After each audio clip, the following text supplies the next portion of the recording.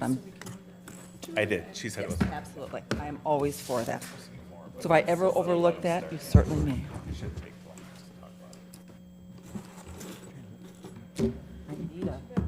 Oh, where's your gavel? We need a gavel. Did he take it with him? Did he? Was it his? Oh, yeah.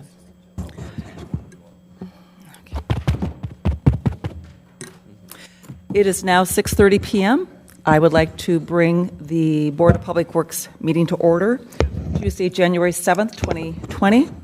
Please note that notices were mailed and posted. Number one, call to order and roll call. Mayor Kim Smith. Present. Alderperson Tom Smith. Present. Alderperson Diane Wolf is present. Jared Holter. Here. Fred Bueller. Here. Also, please note in attendance is our City Administrator Eric Rindfleisch. Also in attendance is 2nd District Alderperson Dan Stevens, and also Kevin, and I can't remember your last name, I'm sorry. Schubert, thank you. Let's see, number 2, approval of minutes from previous meeting. I move to approve the minutes. I'll second. Motion to approve the minutes made by Mayor Smith, seconded by Alderperson Smith. Oh, this is how this is going to be, huh? Any discussion? Hearing none, all those in favor of said motion say aye. Aye. Those opposed, motion carries unanimously. Item number 3, public input limited to 3 minutes per individual. If there is anyone in the audience who would like to give input at this time, they may do so. Come to the microphone, state your first and last name and your home address, and you are limited to 3 minutes.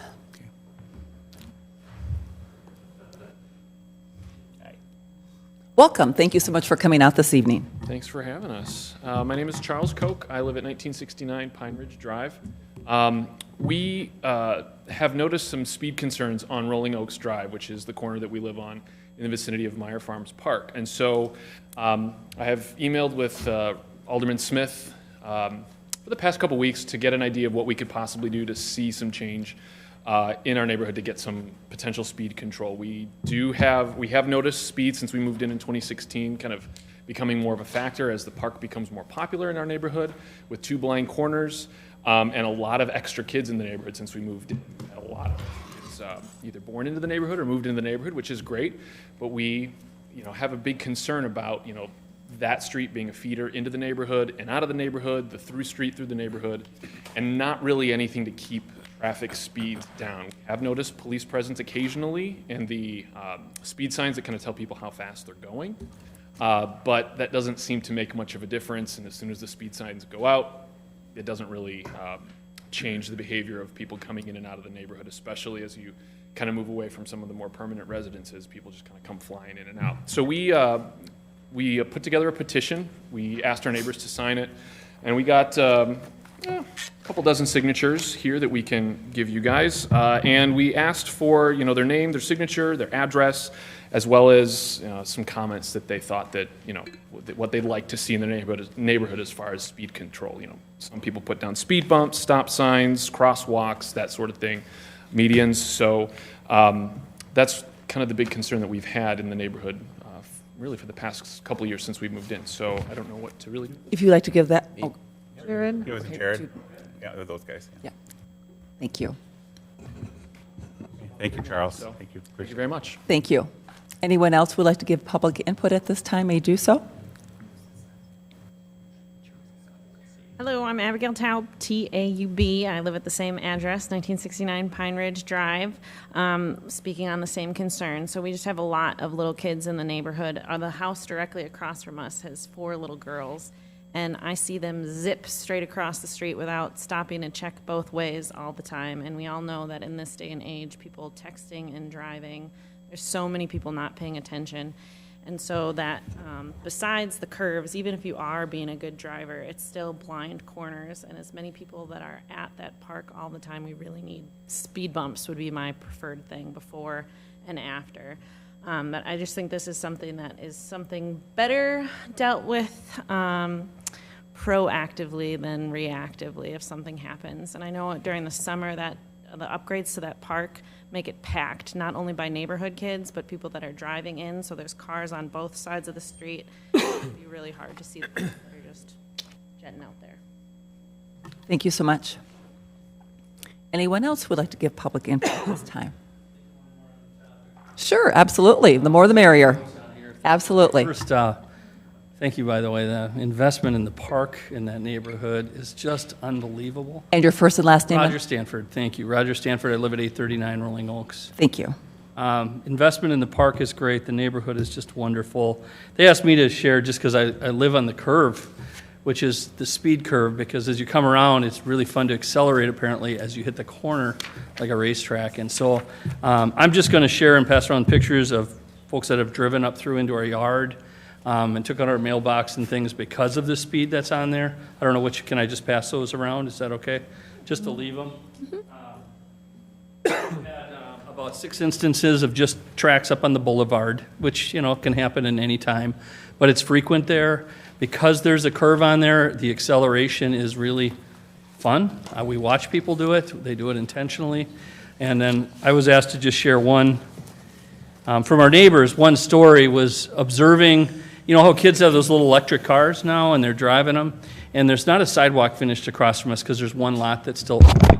And she's driving this little Cinderella car. She's about 7. Her mom's actually in it. They're on the road instead of the sidewalk. Shouldn't be. And we're watching, my wife and I are watching cars come from both directions, scared. 45 clearly. And all of a sudden they realize that car's there. They swerve out. The other guy has to swerve with another guy. They're both accelerating ridiculously. He drives on the curb. This one passes it, and then instead of slowing down, realizing he just about hit a kid and a family on this little car, he just fires down the acceleration. He was probably doing 50, 70, I don't know, by the end to get out of there. And we just witness it all the time. My thought is study it if there's a way to look at it. You guys are the experts in understanding traffic patterns. I mean, I've seen speed bumps, and I've certainly seen stoplights and sign. I've seen where we bring them in so that we have to close them. I've seen us put center islands in before so that it does pathways. I don't know the answer to it, but that park is just got traffic 10 times what it had when I moved in here in 2015, and I'd like you to just consider the safety of the kids. Thank you. Thank you so much. Oh, absolutely. Sure. Anyone else who would like to give public input at this time may do so.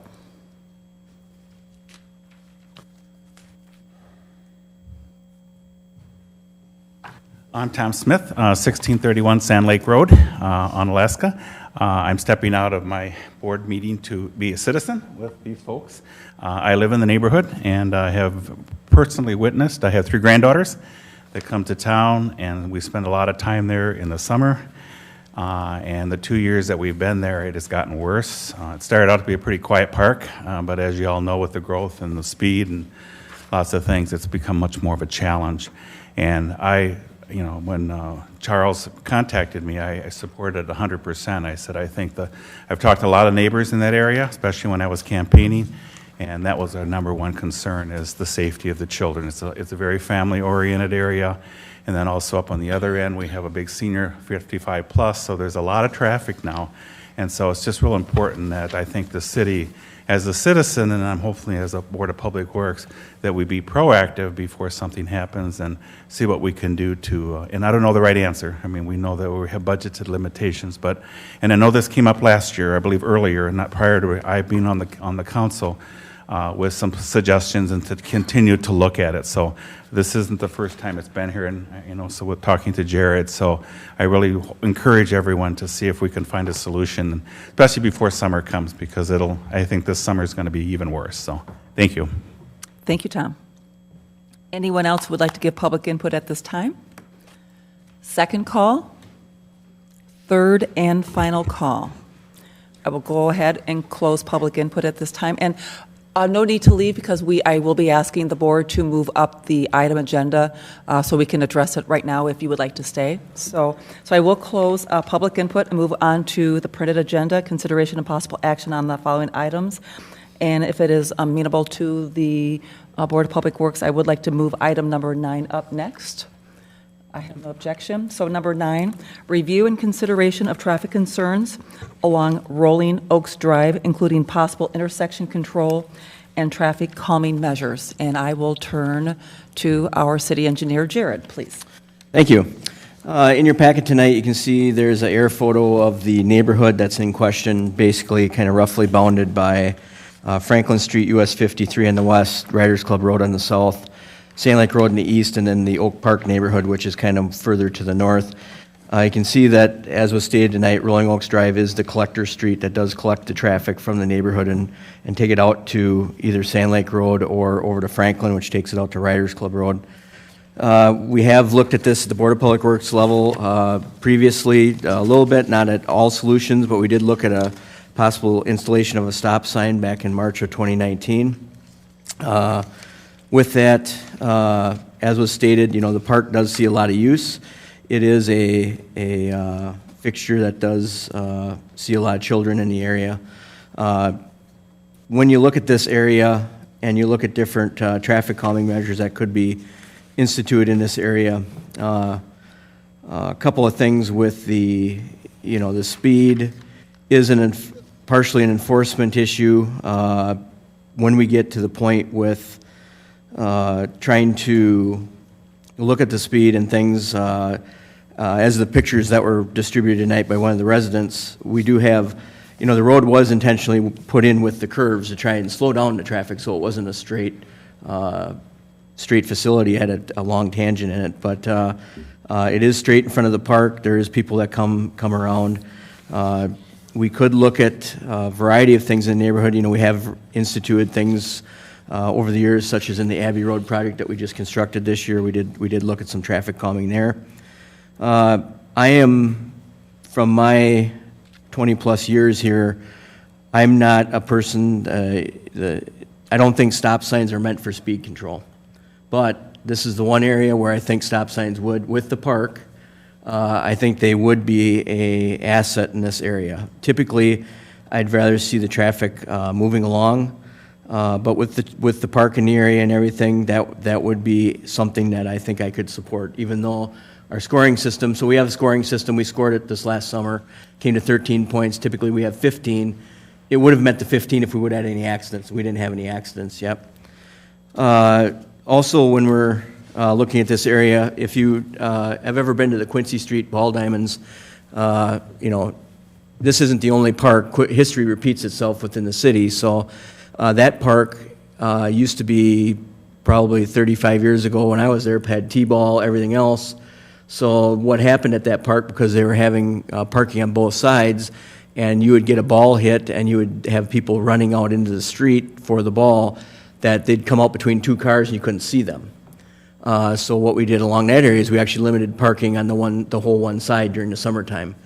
So we could look at some parking restrictions along there. I know I've been in email contact with neighbors in the neighborhood and talked to some of them on the phone. I still do believe that parked cars along the street do slow down the traffic. It narrows the street up, which is be one of the options that we would have. Also at the intersection would be to put some bump outs in, and that would also serve as a shorter crosswalk for people crossing to the neighborhood if they did use the crosswalk. Some of these things would have to go in the capital improvements budget, such as bump outs at the intersection with the storm sewer and the things needed in that area. Talking with Kevin Schubert, Assistant City Engineer, we'd probably have to budget for some of those things because it would have a monetary impact. You've seen that we have been adding within the city different locations with the rapid flashing beacons, for crossing. We have tried to reserve those for areas that are more higher traffic volume. So you see them on East Main Street, 2 sets of them. We did install a set by the high school. Those were budgeted through the capital improvement process, so that would be another option. If you look at, I would not be a advocate for speed tables on this stretch of road being the collector street. If you look at PH, those speed tables have been out there since 2003. We'll still get people going over the speed limit even with the speed tables. It is an area that the park, I think if the park was not there, I would not necessarily advocate for a lot of speed control, but I think the park does give it a unique facet, and as was stated, a lot of children in the area and things like that. The stop sign request would lend itself to the park area. A lot of times, we don't want to put stop signs in where you don't think they're going to be. So if you go to an area and if you most of the traffic here, probably 95% of the traffic travels it every day. There isn't a lot of transient traffic. There's no shopping, really, destinations. These are people that live in the neighborhood. So if you put a stop sign up that people don't think, if you put a stop sign at every intersection, what you're going to find is people are going to roll right through them after a few months. So, you know, I don't think you'd want to litter the corridor with stop signs, but I would think a stop sign. And a stop sign is a relatively inexpensive solution that we could try. There would not be a large budget impact to putting up 3 stop signs. So, you know, we've got other things we can try. We can look at, we could have a neighborhood meeting to discuss them. I think pretty much everybody comes in from the, you know, we got the petition. I mean, I think there's a request from the neighborhood that would like to see something, so I don't necessarily think we need that. But those are some of the things I just throw out there. I guess I'd open up for questions with that. Alderperson Smith? Hey, Jared, why do you think that the parking restrictions, and the reason why I say that, even this summer, when you have parked cars there, the kids run right out, you know, because they're not watching, Yep. you know, and they're little, so a lot of them get out of the street and they run right across the street. And I almost hit 2 of them this last year, so it scared the heck out of me. And That would be one of my concerns, Yep. of why we couldn't do some kind of restriction, at least on one side. And we could look at, you know, no parking for, you know, the good thing about this area is that the city owns land on 3 of the 4 sides of the intersection. So that is it's a unusual circumstance where we actually control most of the land. You know, we could put no parking back 100 feet, 150 feet from all sides of the intersection. We could do that. One of the problems with that is if you do that, and now someone's parked and they're parked too far back from the crosswalk, instead of using the crosswalk and trying to be safe that way, they run right for the car. So, I mean, you can only do so much, but I do agree, you know, if you get cars parked on both sides for visibility's sake, that is a danger. Yeah. You know.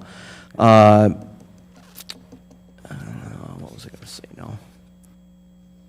One of the other things with, in relation to owning quite a bit of land, we have never tried this in the city of Onalaska, but we could put in a traffic circle. That would be something, but we'd have to budget for that again, because that would have an impact. But you know, I would be more inclined to put a traffic circle in before speed tables. So, but it just depends how.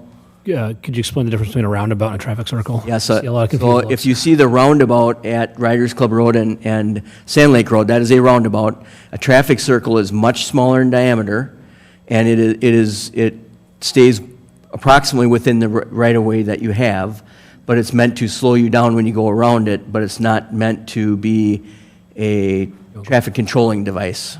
So if you've seen them at 16th and Cass, I think, La Crosse has a few. So there are options, but My personal opinion, I'm not for sure we need that, the traffic circle, but I like the idea of the stop signs. Again, the traffic And where would circle- the stop signs be? Where? in your packet tonight, I have included the March handout that shows the air photo where we would have a stop sign stopping Charles Avenue and stopping both ways on Rolling Oaks Drive. Okay. Right, so it'll be a 3-way A intersection. 3-way stop, yes, correct. I think that's a great start, in my opinion. I'm sorry, go ahead. Okay. Eric? I mean, I think the stop signs are probably a first good step because it, of course, budgetary-wise, has the least amount of impact than any other solutions. You will find that the stop signs will become less recognized over time, especially where traffic wants to go straight. Traffic will continue to go straight, then we'll roll right through. As Jared pointed out, that people stop. If you stop so much there's no traffic, you will eventually just not stop. It's human nature. On my route to and from work, I go through where there's on 6th Avenue heading south, and on what's the street? Benash lives right on that street. Westwood? Westwood Street, there's a stop sign, and once a week out of 14 trips, 7 here and 7 back, there's a car that blows that stop sign because there's never traffic on 6 that goes through. So I don't want to have the neighbors think that the stop sign is the all solution. I think it's the initial first step, which help gauges that possible solution. As for the traffic circle, I think it's probably best to have a diagram to describe what that is. But the traffic circles really act as a stop sign, in effect. When people ignore the stop sign and stop and they start rolling through, you have to slow down to avoid basically a obstruction in the middle of the road. So you're paying attention to that obstruction. You don't travel around it in a circle. You travel, in a full loop around. You slow down to get around the narrow point and go forward. It's been kind of quite common in Madison neighborhoods, residential neighborhoods. Again, it's not a full traffic roundabout where you're going around that traffic.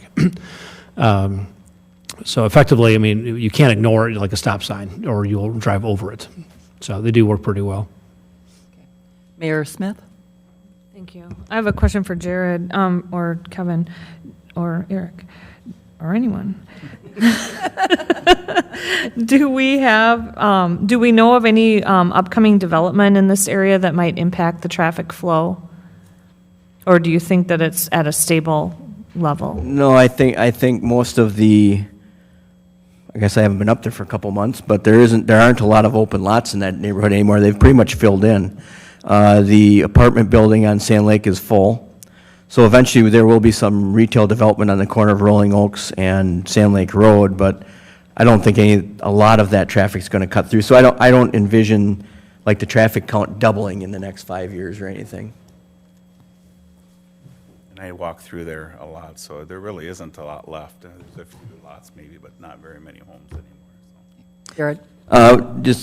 Just discussing with Kevin Schubert here, Assistant City Engineer, just looking at, Abbey Road is kind of a similar situation. We redid Abbey Road this year, has the park, and we put the 3-way stop in as part of that project with islands in the center for and mounted a stop sign in the center of the road. There'd be another restriction that would actually put something in the middle of the road.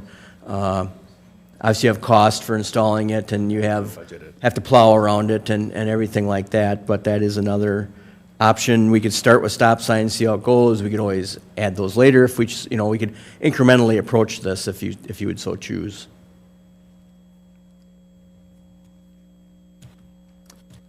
I like the idea of doing something. We got to start with something. So if we could start with the stop signs, I could make that into a motion if you'd like. Sure. That we make a motion that we put the stop signs as we discussed today as soon as we can and get them in because it has the less budgetary, and then maybe look long term to see if what do you call it, the circle or the island or bump outs, the things that come in, like up by Abbey Road Park. I know what you're talking about, and that would be another option, but maybe we could look at that a little bit longer term from a budgetary, but I'd make that as a motion that we start with stop signs and then continue to look to see if there's improvements that may even eventually replace the stop signs. And that's my motion. I'll second. Motion by Alderperson Smith, seconded by Mayor Smith to proceed to install stop signs as per the diagram in our packet. And also looking towards, how did you phrase that? Looking long-term to see if there's solutions that could replace the stop signs with something else, I guess. Okay. So, discussion. Jared? Do we want to discuss at all the parking along the park at all? I've been up there and seen parking at different times, but I'm not, I always tell people when I talk to them on the phone, you know better than I do because you drive past, you're there every day, you see your neighborhood, but we probably are at some point where either if we take, the parking off the park side for so many feet each side of the intersection, try that and see what happens, or... Yeah. Diane, can we maybe ask some of our folks that live there what their thoughts are on parking restrictions by the park? You have to use the Come on microphone. up to the phone. And identify yourself, please, for our transcriptionist. Thank you. Thank you for coming up. Roger Stanford from Rolling Oaks Drive.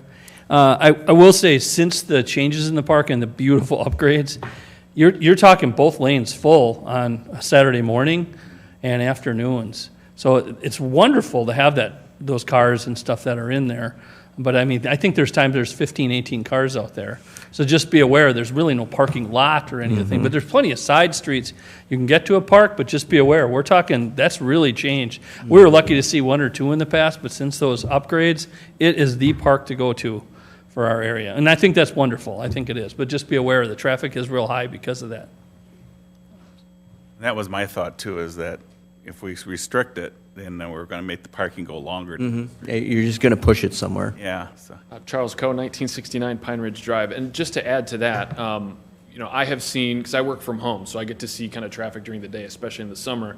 I've seen buses of kids come there to play. I don't know where they're from. I think maybe like the Y program or something, maybe Holman School District or something. But I have seen buses of kids, and the bus parks on the park side of the street. So there is a lot of visibility issues. So even stripping, like you guys had talked about, stripping the parking on the park side of the street, at least to prevent, basketballs flying in the street, kids darting out, would be a good start, along with the stop signs too. Thank you. Mayor Smith, did you want to add something? Yeah, I was just going to mention too about the parking, but whenever we do that, there's always a plus and then there's a minus, like everything else, right? So I'm wondering if we could keep the no parking to a minimum until we see how this transpires, and definitely have it on the radar. We're willing to look at it and discuss it, but I would be reluctant to put no parking across the whole side of the park at this point.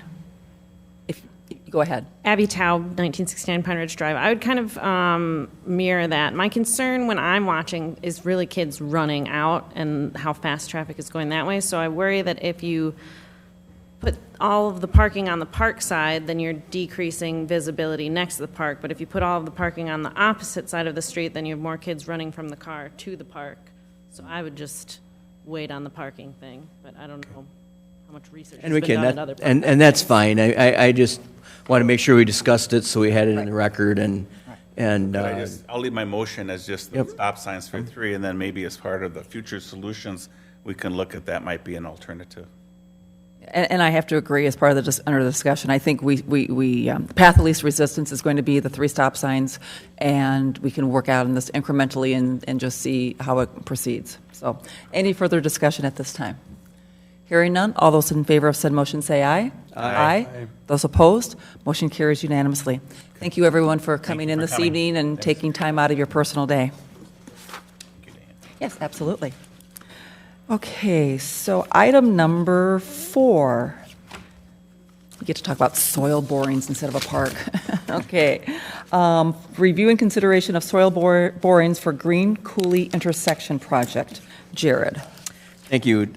We have wanted to bring to the board's attention that we did have the soil borings done for the Green Coulee intersection project. It was at a cost of $5,125. We did go through, and that work actually has been done. It was done actually yesterday, I think, wasn't it, Kevin? Or New Year's week it was done. But we wanted to alert the board that we did have those soil borings done, and we did expend the $5,125, and it was within the budgeted amount for the project. I move we approve the $5,125 to Braun Intertech for the soil borings. I'll second. Motion by Mayor Smith, seconded by Alderperson Tom Smith to approve the amount $5,125 to Braun. Discussion. Hearing none, all those in favor of said motion say aye. Aye. Those opposed, motion carries unanimously. Item number 5, review and consideration of change order number 1, number 2, and number 3 for the Public Works Facility Addition Project. Jared. Thank you. These are the 3 change orders for the project. Within our original project budget, we did have $35,000 for contingency. These 3 change orders tonight do add up to approximately $10,000 when you add all 3 change orders up. The first change order was for replacement of the snow guards on the facility. It called out the little plastic snow guards that are glued on, and we deleted those and actually are putting on a bar system because we found that on the original building, there's so much snow that slides down, it rips the plastic snow guards right off, so that was snow guards to be added at a cost of $2,796.75. Change order number 2 had 5 items. We had no cost item for overhead door revision. We had an item for the fire alarm panel we had to change out because ours was not big enough to include the new fire alarm system, so that was $433.35. We did upgrade the concrete sealer. We've been sealing the existing areas with a different sealer, so that was a add of $1,732.50. We replaced a metal hollow frame door that was not part of the project, but it was in the cold storage area. It was rusted out and would have had to have been budgeted at some point in the future. That was $2,011.19. And then we also had additional framing for the liner panel at the cold storage for $3,191. This was framing from the existing paneling up to the V in the roof. So when we put the insulation in, we could cover it with a liner panel so it would be protected. Change order number 3 was for lighting in our existing cold storage. Once we got going and looked at the cold storage area, we're going to be using it a lot more now that we insulated it, so we wanted to add more lighting out there. That was at a cost of $3,179. So once again, change order 1, 2, and 3, we still have 2/3 of our contingency left for the project. I'll make a motion that we that we approve the change orders number 1, 2, and 3 for the Public Works Facility additional project, approximately $10,000, and item number 5. I'll second. Motion by Alderperson Tom Smith, seconded by Mayor Kim Smith to approve change orders number 1, 2, and 3. And Jared, if I could just confirm under discussion, number 1 was $2,796.75. Number 2 was $7,368.04. And was number 3 $433.35? No, it was, thought I heard a we just different did the math over here. So number 3 was for $3,179 for a total change order between all 3 change orders of $13,343.79. So for a total of the 3, $13,343.79. 79 cents, correct. And Mayor Smith. excuse me, I have a question about that, and maybe I'm just looking at it wrong, but when I'm looking at the change proposal number 3 that you mentioned, that had to do with the fire alarm panel. Number 2, the second item in number 2 is for the fire alarm panel. So change order number 2, item number 2 is for the fire Oh, alarm. I see, okay. For $433.35. Okay, I'm with you now. Thank you for clarifying that. Yep. So once again, the total amount for the 3 change orders will be to approve the $13,343.79. Is there any other discussion? Hearing none, all those in favor of said motion say aye. Aye. Those opposed, motion carries unanimously. Item 6, review and consideration of Wisconsin Department of Natural Resources MS4 Program Permit Evaluation Summary. Jared. In your packet tonight is the summary from the stormwater permit evaluation conducted by the Wisconsin DNR. They did come into the city in August of 2019 and went through our stormwater system, spent half a day in the office with us discussing what plans we review, how we go through stormwater permitting, erosion control and things, spent the afternoon going out to sites looking at what conditions are within our city, and then on the second day they went and actually toured city facilities. Within that report, if you go to page 6 of the report, kind of at the end of the report, which is actually page 33 of the handout, under other discussion, I just would read those 2 bullet points. Bullet point 1 is program management is well organized and thorough, and the city of Onalaska has the motivation and experience to continue improving the program. And bullet point number 2, program staff are knowledgeable and competent. The city is also investing in technology to assist their field staff in being more efficient in their work and documentation. One of the things they were impressed with is we're using an iPad when we go out and do our inspections, so we try and keep track of everything via a mobile device. They actually had that, and they actually asked us if they could keep using that and tell other people about it and have them call us because they thought that was really neat. And with any review that is done by the DNR, we did have some things. So in table 1, it's got observations and required actions. We do have a few things to work on. We need a pollution prevention plan in our city public works facility. That's something we don't have. We got to update our modeling. We got to update a couple of ordinances and things. So that's going to lead into item number 7. But overall, the DNR staff that was there was very, very impressed with what we had to offer them for our program. I've actually seen others of these that they've done that had a lot more items that needed to be done. Part of that was because of our original planning that we did with the stormwater program, and we had a good base to go by, and we've always done a good job with erosion control inspections and things like that. But we don't really need to approve this. You can see I also attached a letter that I did send to the DNR back in, it's in here. I know it's in here.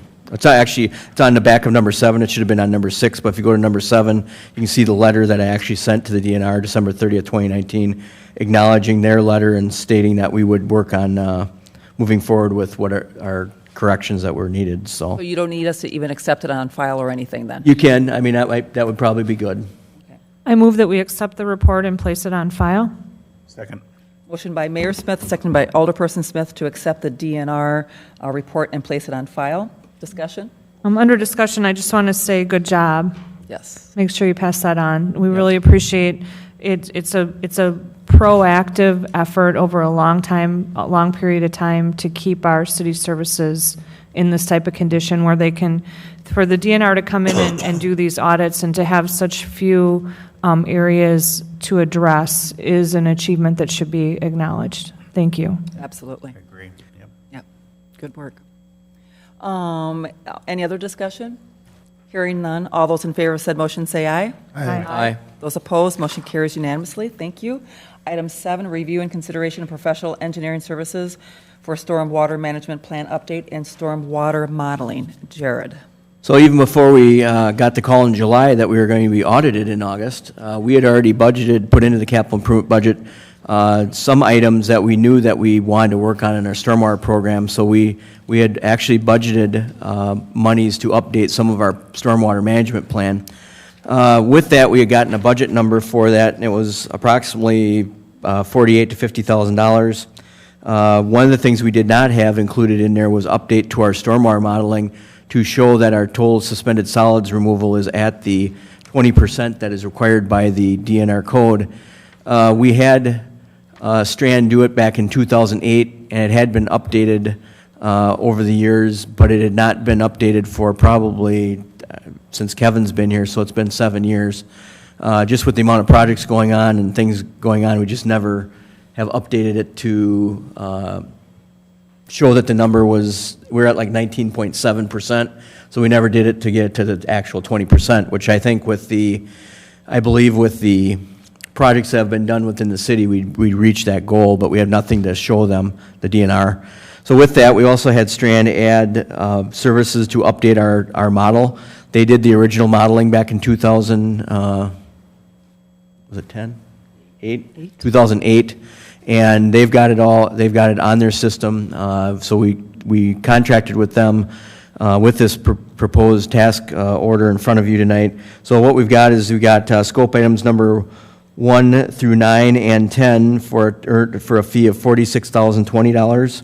And this is on page 41 of your handout tonight. And also we broke out item number 8, which is the modeling, was $28,980 for a total of $75,000. We did budget in the capital improvements budget the $48,000 for those original items, and we did move that to the stormwater utility as part of that budgeting process. So with that, we also, through the 2019 budget, we did come in $20,000 under on our contractual services within that budget. So those monies get rolled over into the reserve. So I believe that with the monies that were not expended in 2019, plus what we have budgeted in 2020, we have enough to cover all the services, and we really, we've really done a good job. We haven't really done a major revision to any of these mapping or the modeling since 2008. So we've gotten almost 15 years out of the work. So I think we've been good. I think the budget will handle it. If you want, Fred can offer any insight if he has any, but I think our budget is well qualified to handle those fees. Thank you, Jared. Mayor Smith? Thank you. Jared, I just would like to first ask, did you consider other firms for conducting this city, and why or why not? We did not consider other firms because Strand did perform the original plan. So 2 reasons. Number one, we have what we have is working, and I would not want to start from scratch just because it would be a whole different system. The other reason is someone to start from scratch would be a lot more in cost than what this is. When you look at what the services are and their task hours that are assigned to it, I think it's within reason for what they have brought forward to us. Thank you. So it's 75,000, right? It'd be not to exceed 75,000 total. I'll make a motion that we approve the professional engineering services for stormwater management, plan update, and stormwater modeling up to $75,000. I'll second. Motion by Alderperson Tom Smith, seconded by Mayor Kim Smith to approve an amount up to $75,000 not to exceed for the professional engineering services for stormwater management plan update and stormwater modeling. Discussion. Fred. My question for you, Jared, is what is the next length of time before you'd have it looked at again? You're going to do it every 5 years? Well, one thing I'd point out is that this is probably going to take most of the year to complete. It's not going to be done in a month. I would hope that we would probably update our modeling in 5 years, but it would probably be 10 till we do any ordinance revisions again, unless we get new rules that come out. If there's a variety of new rules that would be proposed and get brought into law, then we would have to look at updating our ordinances again. But I would hope that we would not have to do any work on the model for 5 and the ordinance for 10. Thank you. Any other discussion at this time? Hearing none, all those in favor of said motion say aye. Aye. Those opposed, motion carries unanimously. Thank you, Jared. Item number 8, review and consideration of architecture services for City Hall roof project. Jared. In your packet tonight, we do have an outline from Vantage Architects. They have been assisting the Building and Grounds staff with a variety of projects. We did receive or only request one consultant to give us a quote. It's a relatively small project in the scope of trying to go and get the roof design done. They have done work for us previously.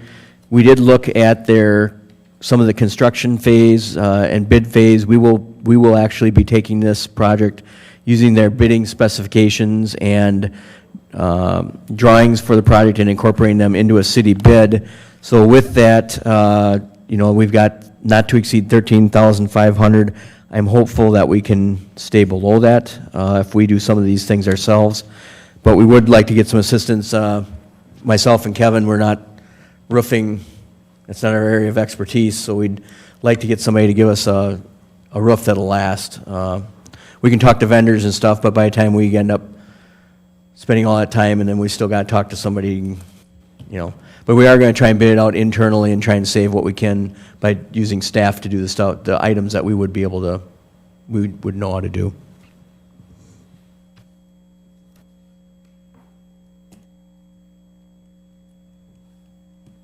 Eric? It might sound weird to equate this to the banking review proposal, but it's always wise to, when you know what you don't know, to get that insight for it.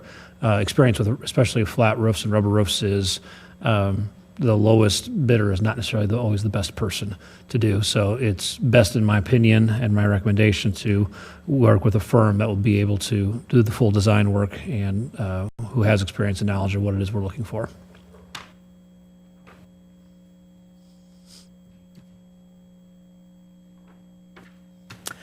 I'd make a motion that we hire Vantage Architects for not to exceed $13,500 for the City Hall roof design. Second. Motion by Jared, second by Mayor Smith to hire Vantage Architects to provide architectural services for the City Hall roof project in the amount not to exceed $13,500. Discussion. Hearing and seeing none, all those in favor of said motion say aye. Aye. Those opposed, motion carries unanimously. We've already dispensed of item number 9. Move on to number 10, review and consideration of Sustainable Lacrosse Commission report. Mayor Smith. Thank you. At this month's meeting for the Sustainable Lacrosse Commission, we had a discussion about something that I definitely did not have very much knowledge about. There is a group of people that are studying the possibility of electrifying railroad tracks so that trains can run off of electricity rather than the other sources of fuel that they're using now. So that was a very eye-opening discussion, something I learned a lot about. And that's about all I have for this month. Thank you. Interesting.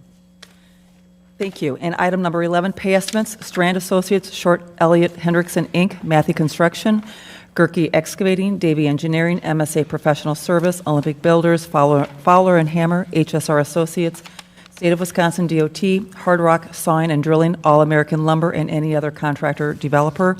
Kevin was so kind to go ahead and just pass out a 3-page monthly estimates dated January 7th, 2020. A revised packet that will replace what was in our original handout. So it's 21 items long for our approval this evening.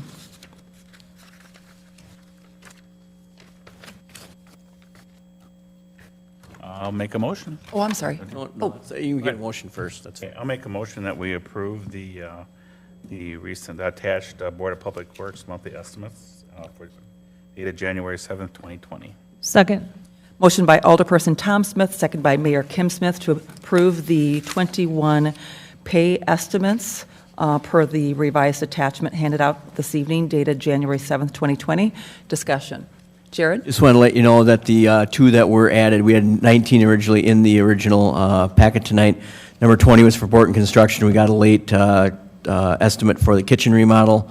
And then Toma Environmental Contractors for the water main tie-in at State Trunk Highway 16 for where the proposed the Shopko Optical went in, the previous Old Country Buffet site. So we actually tied in the water main there while the contractor was there. But as you can see, a lot of projects going on. We got state estimates. We got a lot of things that we're trying to get cleaned up from this last summer. Great. Any other, Fred? Just a clarification on number 20. Is the difference between the $60,000 and the $67,000. So the $7,204 was something that the fire department needed to cover within the Fund 207, and I'm not sure what those costs were, but it's something that had to be done according to code.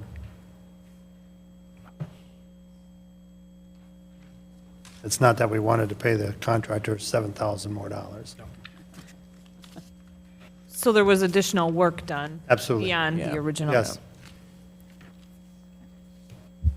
Any other discussion at this time? Hearing none, all those in favor of said motion say aye. Aye. Those opposed, motion carries unanimously. Item number 12, adjournment. Motion to adjourn. Second? Motion by Alderperson Smith, second by Mayor Smith to adjourn. All those in favor of said motion say aye. Aye. Those opposed, we are unanimously adjourned at 7:21 p.m. Thank you, everyone, for coming out this evening.